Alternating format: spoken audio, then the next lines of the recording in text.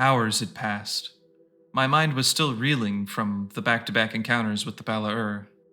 I'd found myself taking to the far side of the commercial area I'd been chased to by the predators. I couldn't even remember how many there were. The gunshots. My head shook, and I banished it from my mind. Once I was out of here, there would be time enough to think back on it. My eyes had adjusted to the preferred darker lighting now that the sun had gone down. My footpaws ached, tail drooped to drag behind me. My mind was still weary and tired, and my heart was heavy. But I was almost there. I'd been walking for a while after getting my bearings. Another breath, and I took a look around myself, letting my wide eyes take it all in as I swiveled my head to see behind my blind spot. Since my accidental stumbling into Ballaur twice in a row, I took things a lot slower now, and kept my ears perked. The barbarians were quieter than I'd thought they'd be when they stalked for us. A couple's two-story shops, all mashed together wall to wall, were down the road to one side. On the other side was the remains of a tree park that looked to have a crashed lander streaked across it, with a huge impact line of kicked-up dirt. I tried to ignore the bodies of my own kind I was wandering past as I went, but now my mind was almost numbed out to all of it. I'd already lost what food I'd eaten earlier when I passed by a checkpoint that had been manned by our local security forces. It had clearly been overrun, and all the, blood. Obelisk, protect me. There was the occasional spotting of another one of my kind, or even another coalition species, but none of them seemed interesting in coming to say hi. I didn't blame them. No safety in numbers right now, right? Just a bigger collective target. And else. I'd not gone back for him, not even dared try. I just had to hope I'd done enough to conceal him, stop the bleeding, and allow him to take care of himself well enough to escape when he could move. I desperately wanted to go back, to try, but every time I'd given it a shot, my legs would freeze before I could take a step back. Every nerve in my body was unwilling to confront what I knew lurked there.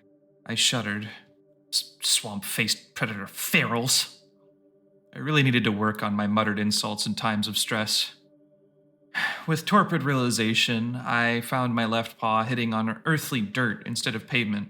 I looked down, and then up to the quietly chittering woodland, and the dirt-carved path leading deeper into it that marked the southern reaches inland. This way had been my first choice, and now it was my only choice, now that the north was a smoldering ruin, the west was cut off, and east was a river and fighting. Still, headed this way meant no civilization for nights and nights of walking. Outside of the occasional mining town, ranger's watch, or lodges at least.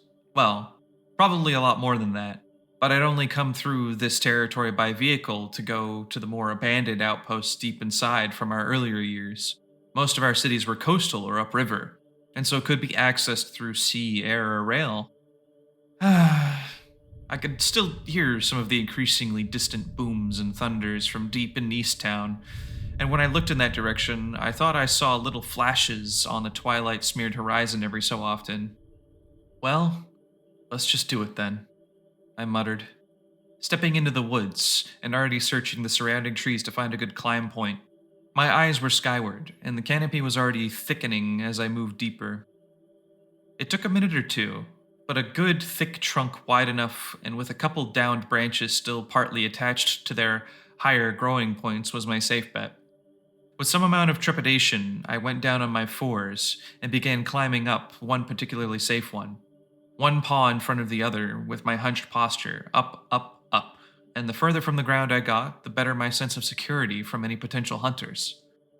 I could almost feel a gentling of my mood as I found myself, well, up where my kind had belonged when we were hunted by the local fauna.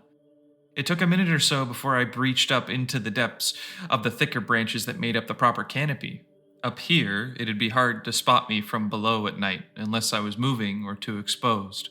Admittedly, I didn't climb in the wild like this very often.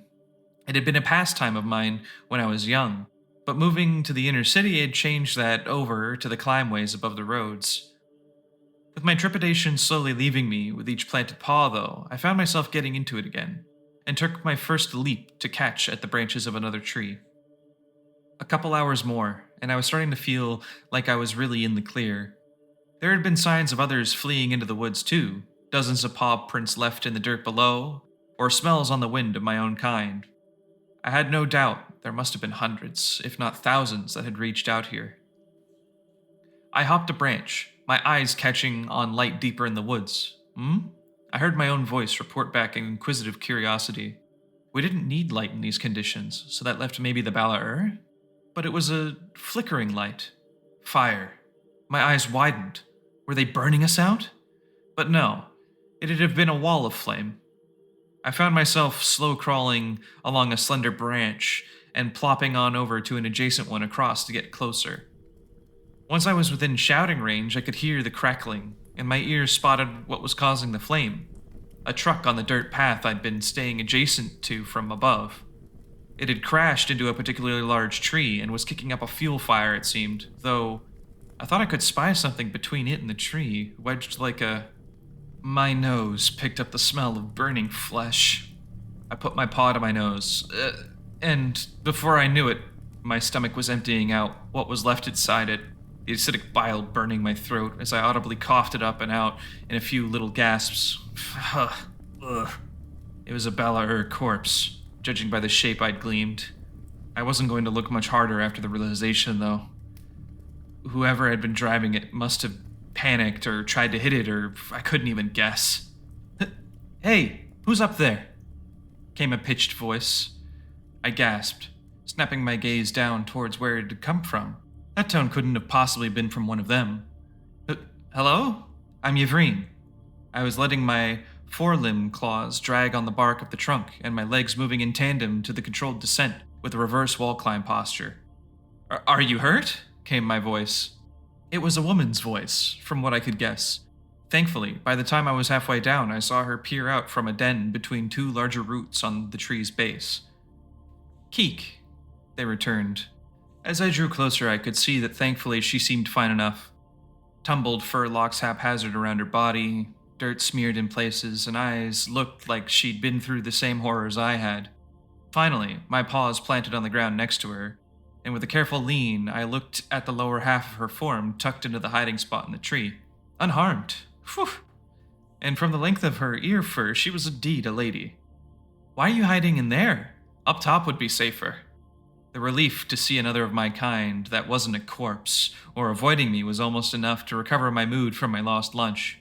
Her mouth nervously twitched. The crash.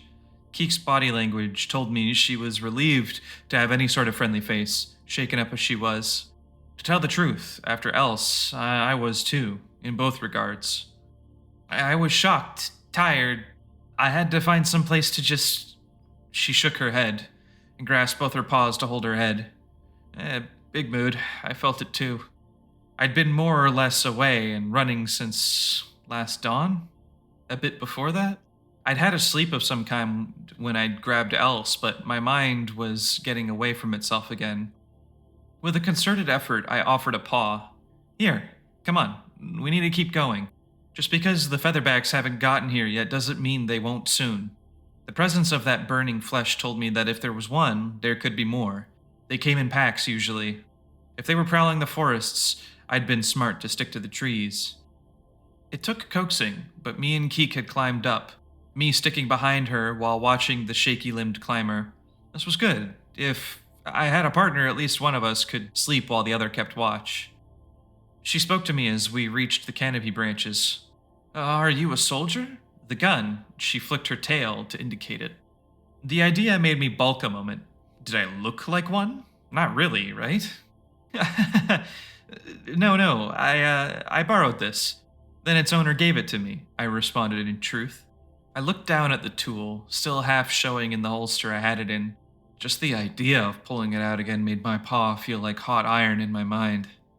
I could feel the memory washing back. "Please, Gale, anyone!" The shadowy Bala-Ur in my mind were laughing at me, even as the actual ones below bellowed and growled at me.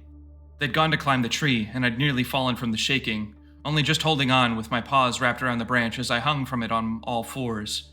They were gripping harder than I could ever recall in my life. I hadn't dared open my eyes to look. There had to be at least 4 of them. More angry chirps and barks between all of them, and this time they succeeded. The tree was swaying as the whole trunk crumpled under their assault. Why didn't they just shoot me? Did they want to eat me alive? Or something even more horrible? I couldn't let that happen. As I'd fallen, my eyes were forced open, a paw scrabbling for the gun. I still didn't know how to use it, but by the obelisk, I wouldn't go. They couldn't take me. I crashed to the ground on my hinds, whining from the painful bruising I'd incurred from the falling house. Die! I squeaked out. I aimed the barrel vaguely into the fearful miasma my brain conjured around their horrifying forms. But it wasn't going off. My paws fought with the firearm, all my attention on it as I scrambled back and away from them. Pop! Pop! As they thundered out. My off paw had clicked some metal bit that had let the trigger pulls finally work. I heard a grunt of pain. My eye caught red blood from one of them unmoving. And suddenly I remembered myself. Nothing had pounced me. I wasn't surrounded. Run! Run! I blinked away the brief flash of memory. It saved my life in the city, though, I think. I might have killed one. I murmured the last of that, unsure. Had I killed? Had I really done it myself? I hadn't even been really aiming beyond vaguely at them, just fumbling with it to make it work. And I'd prevented whatever horrifying plans they'd had for me. My mind seemed to refuse to let me ever look a Bala dead on. And the ones in my mind's eye were like evil spirits, feeding off my despair and fear. Was that normal? To have those? I felt a bit of moisture in my eyes, and I let the thought go. Keek was settled to sit with her long legs bundled under her, looking at me while her fours held for balance on the branch. She was as much a natural as I was. It took a bit of practice for those that had never tried it, but it was rare to find a Psionian who hadn't climbed a bit in their life. It was probably part of why we'd been so insistent on keeping our woodlands from being burned during our early years with the Coalition uplift teams. Why those zealots had been allowed to handle our uplift was a mystery to me, but others hadn't had to deal with their pyromaniac streak. I was brought back to the present by her voice. You killed one of those things? She breathed back, a glimmering beady eye flicking down to the wreckage below. I suppose that makes two of us. I felt a small smile, despite my own confused emotions. I'd never wanted to be a killer, but the joke made me feel a little better. Yes, it does, I guess, huh? I offered my paw to her shoulder, giving it a reassuring rub before pulling back. Listen, Keek. I'm headed inland. The west is cut off, and crossing the river this close to the city is a death sentence. I think I can find my way back to one of the old outposts dotted in the mountains. I flicked my ear in the general direction. I'd be hard-pressed to remember the way from memory, and while not taking the dirt paths and roads indirectly, but a couple nights' journeying we'd have shelter, if I could find it without the help of our geolocation network. I've been to one particular one a few times for over-day stays, so there's a cot and some camp-out supplies. You want to come with me? I have this. I tugged at the communication device I'd gotten off the street and clicked it on, swapping off the signal that had just been repeating the same message I'd heard last day, until something crackled in. It sounded like a stern feminine voice on the other end. Tens of thousands of people relying on that route. You'll hold it until the beasts are at your throat. Do you hear me? Kill the Feathernecks. I'd never heard such fierce, determined speech in my days in the city, but the tough talk coming from my kind didn't shock me. Our reputation among the Coalition wasn't quite on the level of the Trikua's aggression, but when you got a Psionian with a stiff lip, well, you got these sorts. But they're nearly on us. We'll be overrun, killed, eaten. We've got hundreds on optics. They have shuttle support. Came back the terrified voice. Your reinforcements are en route already. You'll hold there until they arrive, or a Groen collapses the whole thing and you into the river. That bridge will not be captured. If you leave, you'll doom those refugees. Are you a herd protector or a quivering Xenis? Whose side was he on? That was a harsh question. I could entirely empathize with the fighters on the bridge. The idea of so many teeth bearing down. I'd have wanted to hightail it too. Standard Coalition doctrinal tactics highlight that... She'd cut him off over the channel. I know what the Obelisk damn book says. Ignore the founder drivel and defend your position. They're happy to give everyone an excuse to run, but this is my planet as much as it is yours. If you leave, I'll stuff you in a cold, dark cell the rest of your graying days. Now kindly stop using this channel to spread panic. That hadn't been what I expected to hear over the communicator when I was tuning it around. I flicked it off again. It did explain why resistance had been as stiff as it had been so far. Whoever was on the city area channels was really, really insistent. I looked up at Keek with a blink of surprise. Uh, yeah, so I have a communicator for the military, I said. I think it only works on local networks, though. I've never picked up anything on it other than local command or one particular pilot. She nodded, having listened to my pitch and the surprisingly aggressive message over the radio. Ah. She looked down at the totaled vehicles she'd made it this far in. Yeah, that'd be a good idea.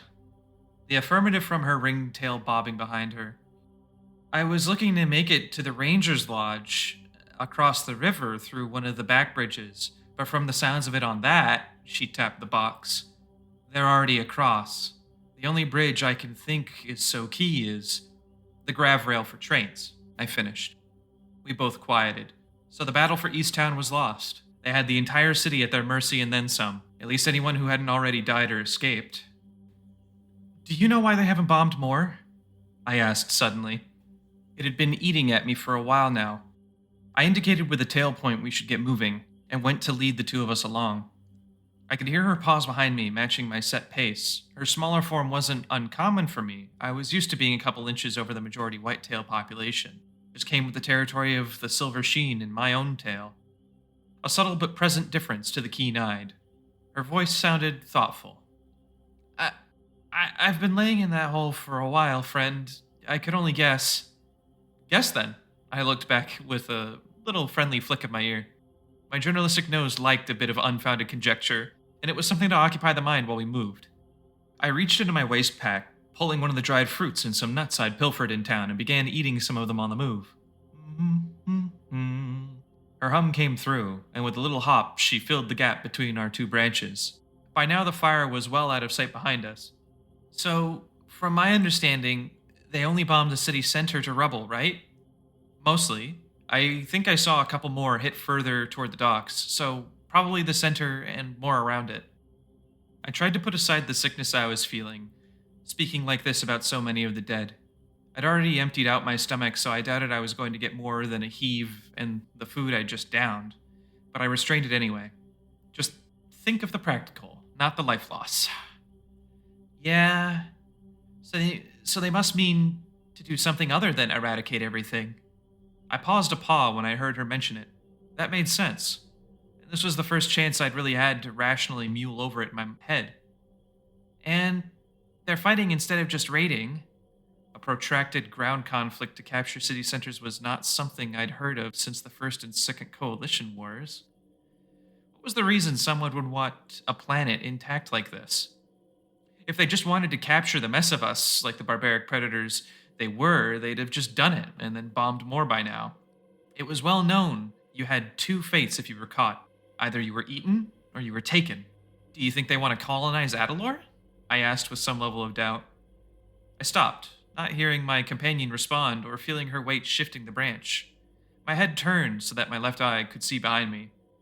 She had stopped when I'd mentioned a colony, shivering in place in fear. She murmured. It was like some ghost was trying to shut her up. Hunting ground? She asked. My eyes widened.